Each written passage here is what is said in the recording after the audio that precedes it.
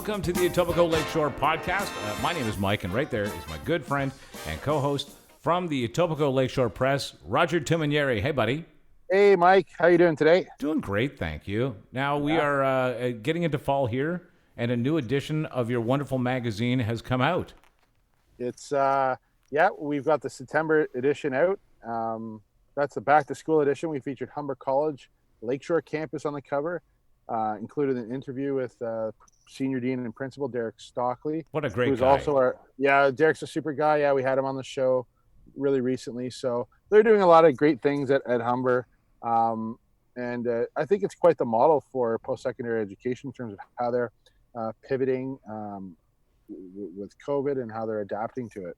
Yeah, entirely. And in fact, it's just a great episode all around because the perspective on back to school and back to fall is it's something I think that we've all been kind of waiting for, having a certain amount of anticipation. How are we going to handle COVID in the fall and get these kids back to school? Certain amount of trepidation in our steps toward that.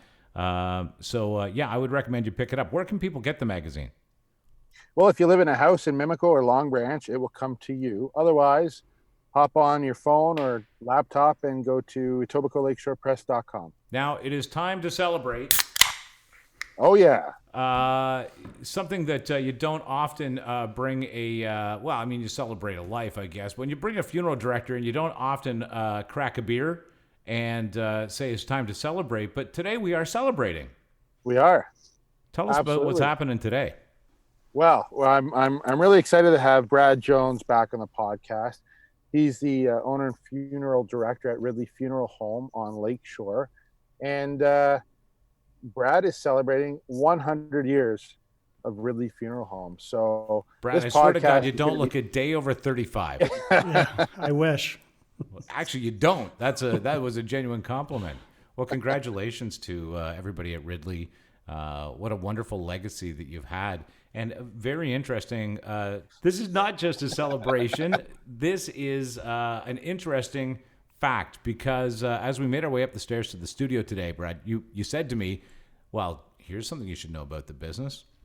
It's the longest running business on the Lakeshore. How do you like them apples, Roger? Wow. That's impressive. I mean, rarely do you find a business that's been in operation for 100 years.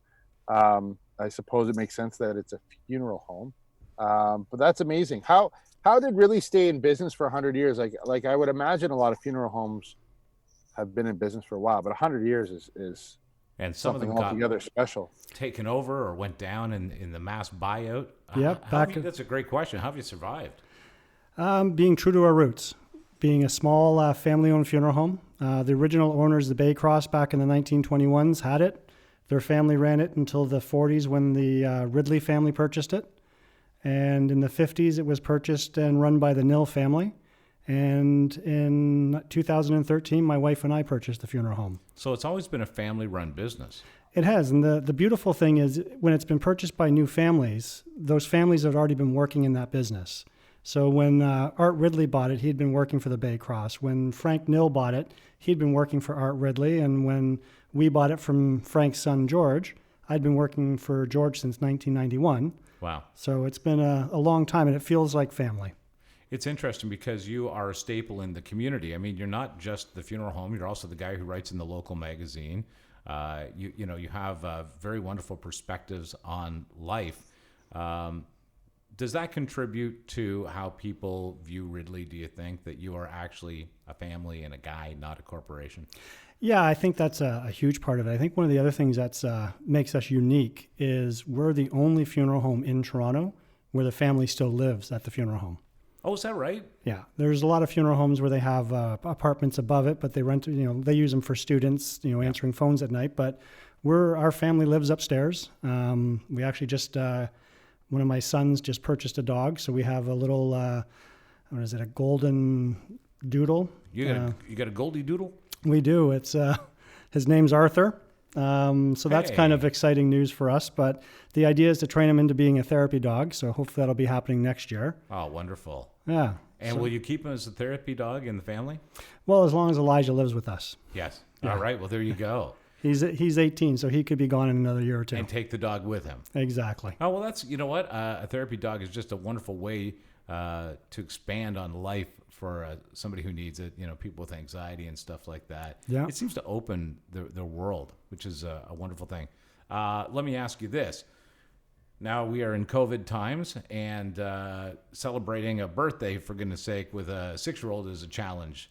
I would imagine you guys sort of had a quiet celebration. Is that how that went, or have you any major plans for the anniversary? Well, it's funny that you say that. I was talking to a couple of our staff today because we had been making plans, about a year ago, and those all got changed when COVID hit. And the idea was October we were supposed to have food trucks throughout the parking lot and do a big community barbecue, but those plans are changed. So we're going to try and look at different things that we can do and support our community in different ways. And hopefully next year, maybe next summer, we'll put together the party.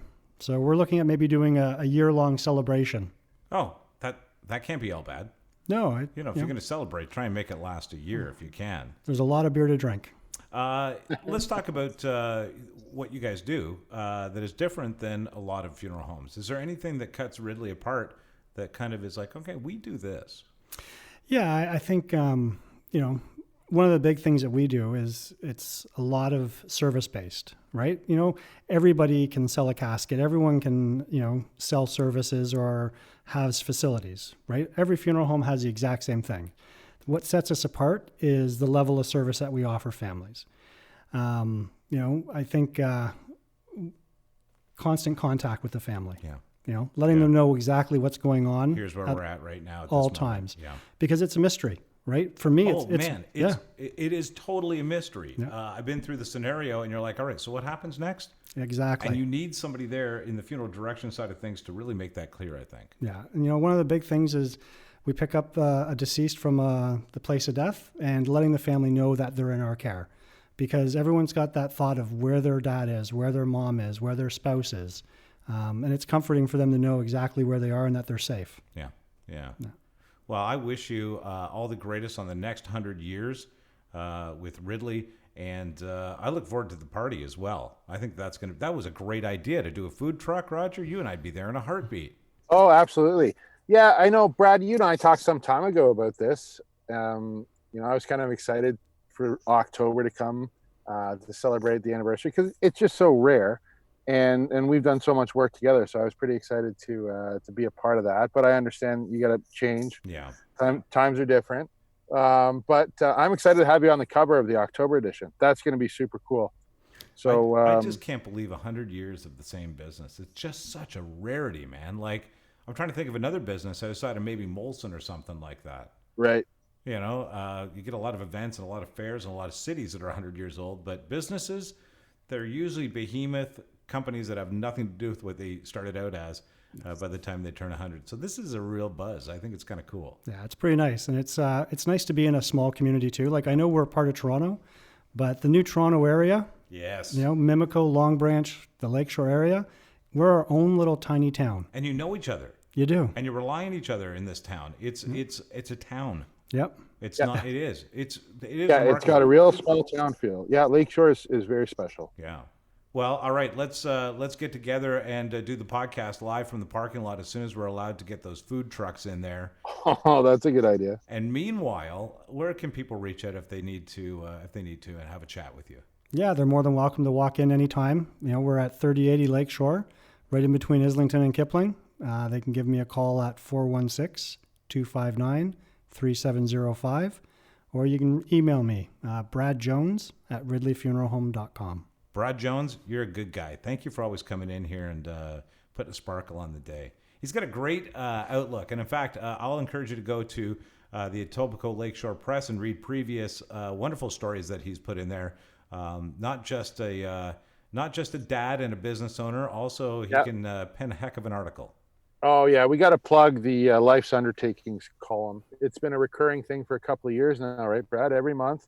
You guys come up with some great editorial. And I think I said this here before, but it is the most popular storyline that runs in the magazine. I get a lot of feedback about your articles, Brad, and they really strike a chord with people. I mean, people who read that, it touches them because they've gone through some loss, and it I think it brings about a lot of emotion in people. They write to me. I think they write to you too, right? You get some feedback about those. We certainly do. As well. Oh, nice. Yeah. No, it's been a pleasure writing those. Well, listen, I will recommend you go check it out right now. Don't do another thing. Get right to your computer. If you're listening to this on the computer, then just kind of scroll around till you find your way to the web. And where do people go to check out the online publication? EtobicoLakeshorePress.com. I'll encourage you also to take a look for more of these episodes right here, and everywhere you listen to podcasts, you'll find the Etobicoke Lakeshore Press. Thanks, guys. Thank you. Thanks, Mike. Thanks, Brad. Catch you next time.